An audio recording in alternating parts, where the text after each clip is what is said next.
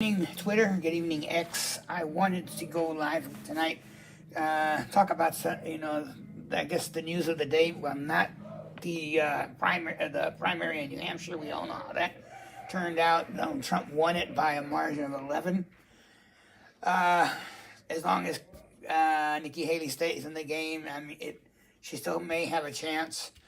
But I'm not going to get into that because I don't want to touch that topic just yet. I want to touch on the topic that has been trending on Twitter, on X, and that is with respect to Governor Greg Abbott and the Texas border.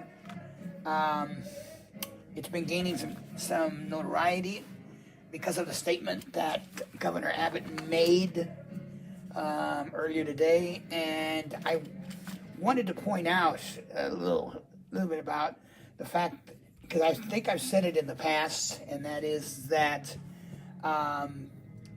Texas doesn't really stand a chance to win the lawsuit part of it because there's issues with their case. And this came up in one of the threads that I saw on X, and I did respond to it, but I wanted to clarify.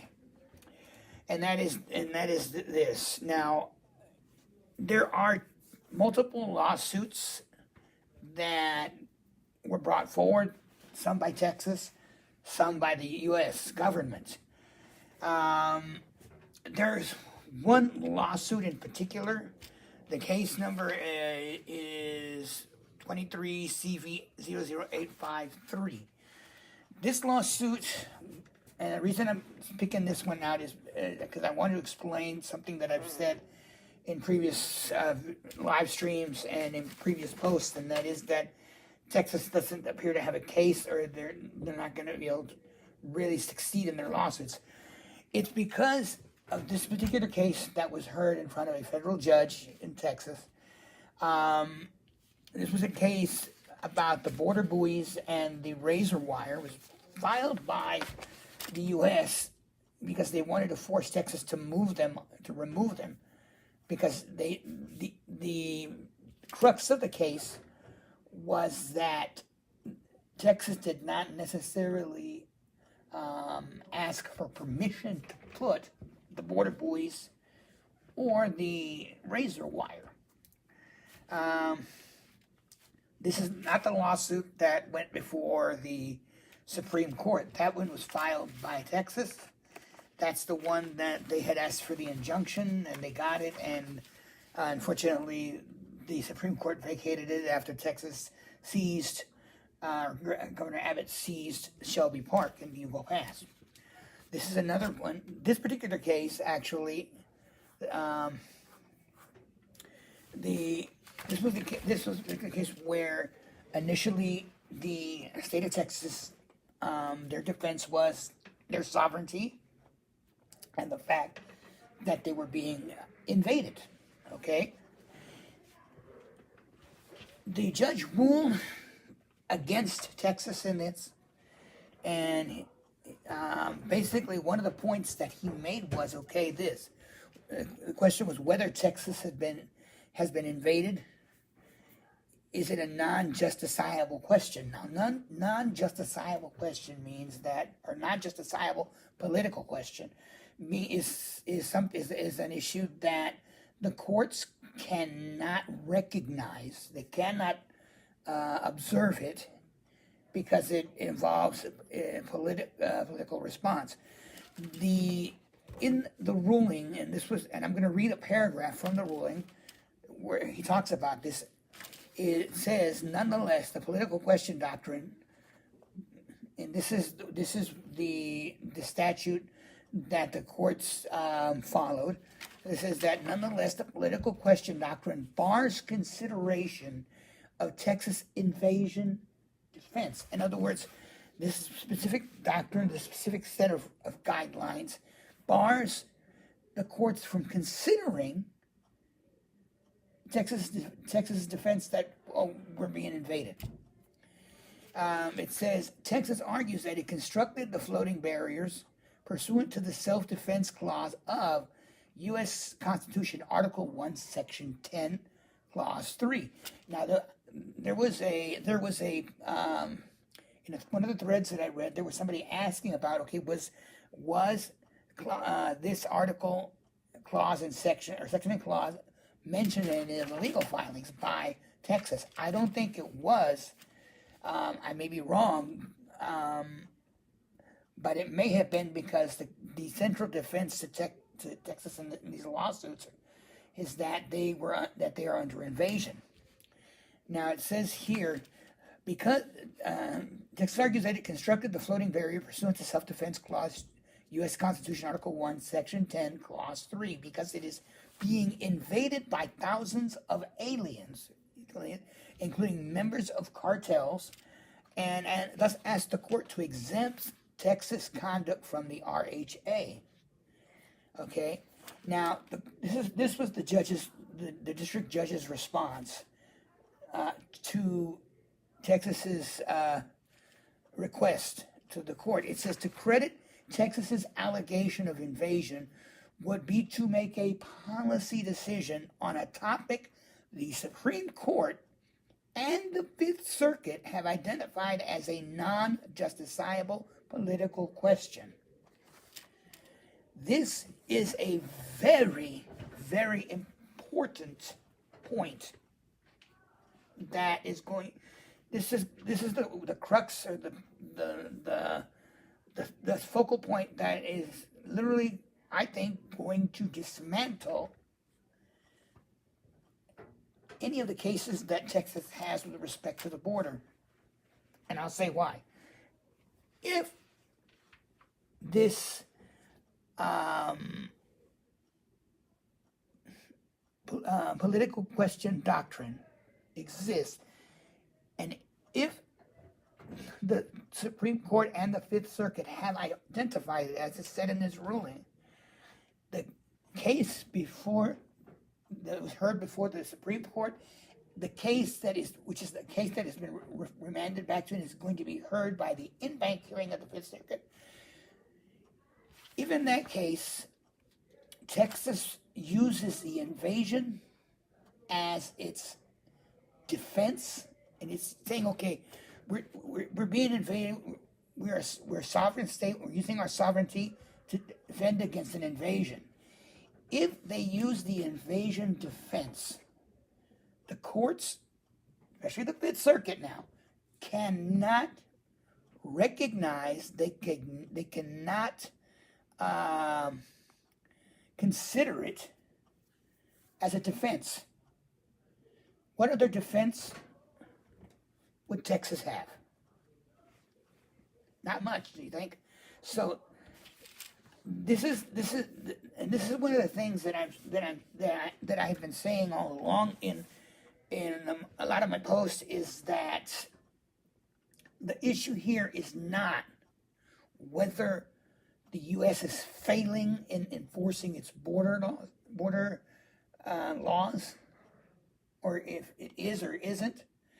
The issue here is whether or not Texas has the authority to do what it's doing, whether or not it can violate federal law to do it. And when I mean violate federal law, without the defensive invasion, they have no exemption. They have no way to justify what they're doing. So in essence, what that does is it makes everything that they've done with like Operation Lone Star, the seizure at Shelby Park, all these things that they've been doing are literally federal violations. Because they're federal violations, Texas is considered as breaking the law. This is the whole debate, the whole argument that is going on right now. And unfortunately, a lot of people have confused the issue this particular issue with the issue at the border. I mean, even though they're both intertwined, because there is an issue technically at the border, they're confusing the legal issues of both. Okay, one of those is the central focal point of these lawsuits, which is Texas having the authority or being able to legally do what it's doing without breaking federal law. unfortunately, without the invasion defense, they're violating it. And as what this ruling is saying, and I'm showing you the print out of it right now, without the invasion defense, they have nothing. And it's sad to say. Now, now here's another thing also, and that is that a lot of conservatives, especially lawmakers, I've seen over the last maybe day or so, 2 days, since the ruling came out, and since Abbott issued his first initial statement and the statement he issued today, they're supporting Governor Abbott. Now, the kicker here is that by doing so, they're actually violating the oath of office that they took to be U.S. representatives or U.S. senators, because part of their oath that they swear upon in the entering into the congressional session is that they will defend the Constitution. The Constitution is clear, and if we read these is clear as number one, that where it says the self-defense clause, and I'm reading it off of this, is that the self-defense clause provides that no state shall, without the consent of Congress, engage in war unless actually invaded or in such imminent danger as will not admit of delay. There's no imminent danger with respect to these immigrants coming in, at least not yet. I mean, there's no violence being incurred, no threat of life, and because of the political question doctrine, this self-defense clause cannot be considered in a court of law. And Texas also alleges that a failure to weigh this evidence of invasion by the court would be a reversible error, despite the topic being a non-justiciable political question. Okay? So, the deal is that everything that Texas has done has circumvented the federal law, because they're using the self-defense clause without an ability to use invasion as a defense. They're using this self-defense clause to circumvent certain portions of the Constitution, and unfortunately, they cannot do that. This is the entire, as I said, the entire issue of argument and debate. It's going to be interesting to see how this plays out. As I said, a lot of representatives are supporting Abbott, but I don't know if they realize that they're risking violating their oath of office. Because as a representative, as a senator, they are sworn to defend the Constitution. By supporting Abbott, they're basically supporting his intentional violation of the Constitution. And that conflicts with the oath of office that they took upon entering their office of U.S. Representative, U.S. Senator. Another thing also is that I heard online, and it bears a little, does have a little significance, is the fact that they're saying that Biden is in a bind, that he may not be able to act accordingly against Abbott because it's an election year. That is true, but it's a two-edged sword. Two-edged sword because number one,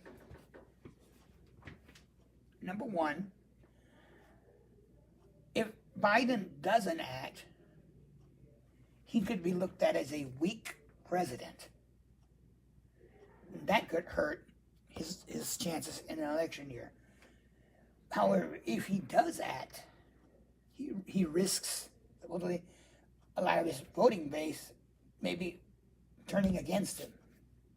So he's in a lose-lose situation, as I've heard it put on X.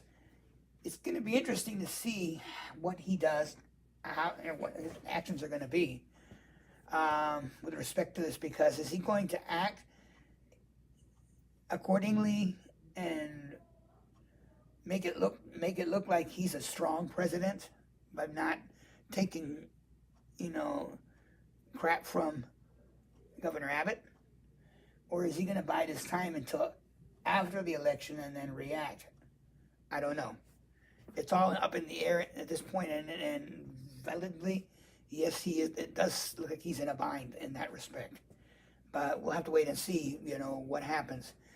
But in the meantime, this is where everything stands. And as I've said it since the beginning, the issue here, and this is something that as Americans and as citizens both of Texas and the U.S., we need to keep in mind that the argument and the issue at hand is not the failure of the U.S. government with respect to immigration.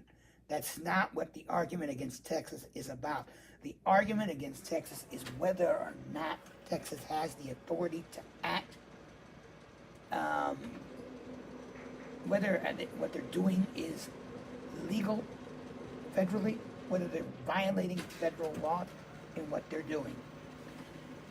So we need to keep this in mind as we go forward and we see how this plays out. I know that people are frustrated saying that, because of the border system, the border crisis, that the president is not enforcing the law. Technically, it's not that he's not enforcing them. And I've said this time and time again, and I will stand by what I'm saying. The issue is that the laws, let me backtrack. The issue is that ever since Reagan signed the legislation for the amnesty of 1986, there was an agreement between him and Congress that Congress would pass the necessary legislation to allot the resources to fix the immigration system to handle the influx of applications that were going to come in on that amnesty. Congress backed out. When they backed out, that's when the backlog began. No sooner were we barely getting out of that backlog when the amnesty of 1999, I believe it was, kicked in. We didn't have an improved immigration system. The backlog began to grow. It's been growing ever since. Congress has failed time and time again to pass any legislation to improve, to reform, to address, to fix our current immigration system. Our current immigration system never was never intended to handle the massive influx of immigrants that have been coming into the country. The longer Congress has delayed in doing something about it, the worse the problem has gotten, in a nutshell. If we go back and we look at history, under different presidential administrations, there has always been an issue with immigration. History will show that. This proves that the issue right now with the presidential administration under Biden is not necessarily Biden's fault. It's the fact of the matter that the system has not been modified, it has not been improved, it has not been addressed. Congress is still not willing to do anything about it. Now they're citing that they're not going to help fix it during Biden's presidency. It's stupid, because the longer they wait to do anything, the worse the problem is going to get. Okay? This is the entire issue with our immigration system, and I speak this because of my experience with the system. I've helped friends go through the process, both inside the U.S. and outside the U.S., and the system is so backlogged that it is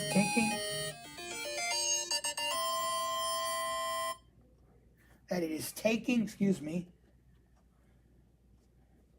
years, decades, for people to cross through the system. It's that bad. And for example, the conservatives right now want to blame the Biden administration, when in fact this whole ordeal is on Congress. They need to own this thing. It's plain and simple. Obama tried to push Congress into doing something. What happened? He had to go by executive order because Congress wouldn't do a dang thing. I believe, other presidents, both conservative and liberal, have asked Congress to do something about immigration. They have declined, or they have ignored. You can say, you can argue the fact that maybe, that the president is wrong, but if you go back and you look at history, at our country's history, you will see that in every administration there has been issues with immigration. There have been lawsuits to basically block what each president has done, because it's not been to the favor of the opposing party. It's happened under Bush. It's happened under Obama. He got sued for DACA and it got blocked. It's happened under Trump. He issued some immigration orders and he was sued and they got blocked. It's happened under Biden numerous times as well. So it's not exclusive to one party. It's across the board. And until Congress does something about it, we're going to see this immigration problem grow. And to those conservative elected officials that are saying that they're not going to act and they're not going to do anything under a Biden presidency, they're stupid to say it. They're ignorant, because they're the ones that are causing this immigration crisis to continue to grow. Plain and simple. Those elected officials know who the hell they are, and unless they change their music and they change their mind, you can expect the immigration crisis to grow. Plain and simple. That's all I got for right now. I just wanted to get that out there and clarify some things, and I hope that this has been informative. I'm sorry that it was a little long-winded, but there was things that I needed to say that had to be said, and unfortunately it took all this time to say it. Feel free to post in the comments. I'm welcome to hear what y'all have to respond with respect to this, and I hope that I'll come back live eventually again if something else changes. In the meantime,